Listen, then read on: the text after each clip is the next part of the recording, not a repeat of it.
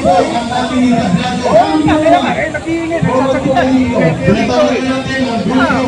Ang maisip, kampilan, UPI, Marcos Design, Race Coalition, Guardians, Yung tropa, hindi tayo gawin-ganan. Tropa, gawin-ganan, mga marshal, mga tuyong boses, yung mga unit, sana wala pong kalitikisan, tumayan na po tayo.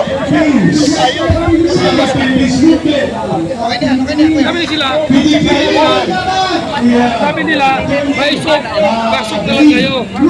Isama sa tulo, isa loob. Huwag ka na magtambol. Gawa ng tambol, pasok lang.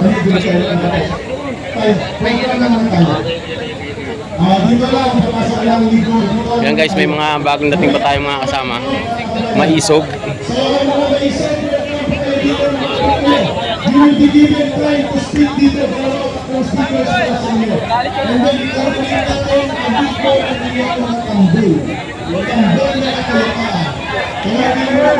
Okay. Paano tayo? Kaya pa tayo mga kababayan guys, ang dami kasalo dito. Walang tayong tandaan. Bakit tayo sa kanilang pati? Sa kanyang pakikipagkakasa. Tandaan.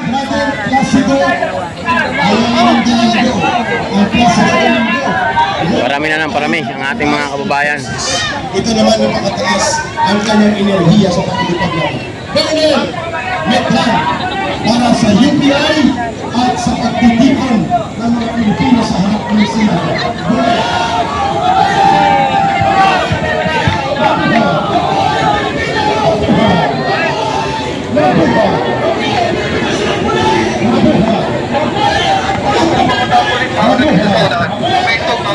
Yes, wag lang ang mga patay na. Mga kababayan, narito tayo. Bantayan ang ating mga senador para sa kanilang bayan. Ito, Jumbik Rimulya, Jumbik Secretary sa Executive. Ang Senado ay isang equal branch. Kapantay nyo lang. Bakit ginagamit yung persa ninyo? Alam nyo mga kaibigan, dito ko lang napatunayan ngayon sa aking pag-retire ay 40 years in military service, 40 years. From CSTF, kung alam nyo si Steve Capco, from Sergeant of the Scout Ranger and a retired officer. Dito ko napatunayan ngayon, ang tapang ng Pilipino ay kung wala ka sa posisyon. Tingnan natin, kung kayo ay nasa posisyon o wala na sa posisyon, matapang ba tayo? Punyeta! Ha? Masusubukan ang tapang ng isang Pilipino kung wala ka sa posisyon. Naniniwala ba kayo doon? Naniniwala ba kayo doon? Huwag niyong gamitin ang inyong katungkulan, ang inyong power, dahil pagsasamantala yan.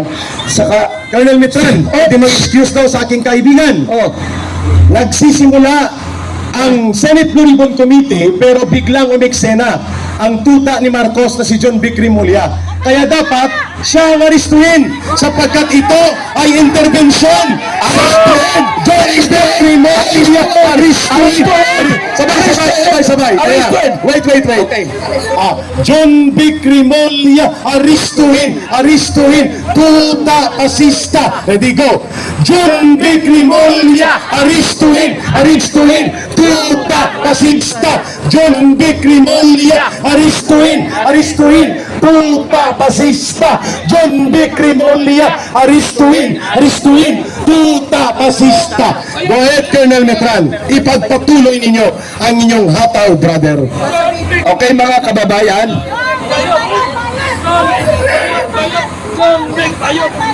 Sige, bayot daw. Ano ba yung bayot? Hindi. Wag na lang. Alam niyo bakit? Kasi ako bayot din eh. Baka sabihin niya ay magkabaro tayo ka Eric. Wag na lang. Doon na lang tayo sa tuta pasista. Nagtatanong sila, Colonel. Pwede ba daw aristuhin si John Vic Rimulya? Ay, aristuhin! Colonel Garen pwede. Attorney Garen pwede. When you disrupt a proceeding of the legislative body, you can be arrested. Ano? Kaya dapat, ano, arestuhin na natin? Pwede. John Vic Rimulya, arestuhin, arestuhin. Tuta, pasista. John Vic Rimulya, arestuhin, arestuhin. Tuta, pasista. Okay. Maganda tayo maganda tayo mga kababayan. Isang hudyat, aarestuhin natin ang sumisira sa ligang batas o sa ang ating Philippine Constitution. Tayo ay nakabase sa Philippine Constitution ang ating mga ginagawa. Ang armed forces, ang Philippine National Police, nakalagay sa mandato nila, protect the people and the state. Mayroon bang prestige doon nakalagay?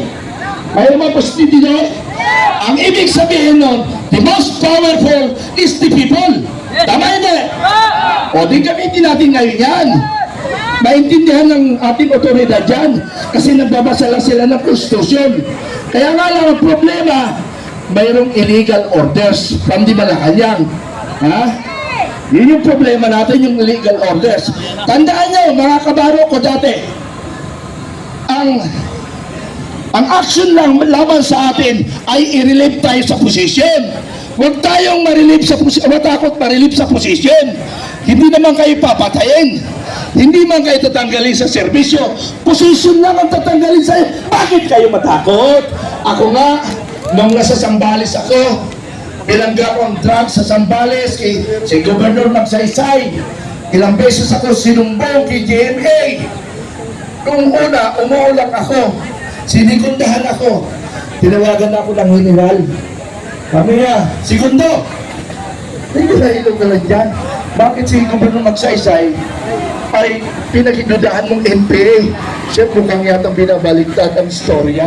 Yung drugs kasi, sir, sabi ng kanyang mga tauhan, ay sa kanya daw yung bata. Sabi ko, tulihin natin yung bata niya, then dadalhin natin kay Governor kung talagang kaya. Mayroon bang Governor? Mayroon bang mga pinuno na komunidad na may hawak ng drugs? Wala. Pag mayroon, sindikato yan. Pag mayroon, walang hiya yan. Dapat, kung muna magbibitaw ng masamang salita. Bukayas ako sa servisyo. Wala. Presyan niyo sa ko. Nasa servisyo na ako. Sa Mindanao. Lumaban ako. Nagpatay-malo sa gabi. Sa gabi lang kami. Akala na namin 400. Pero nilitas ako ng palang. Dahil na yung pag-uwi ko nyo. Kaya nagkakaroon. Maraming salamat. Ayun.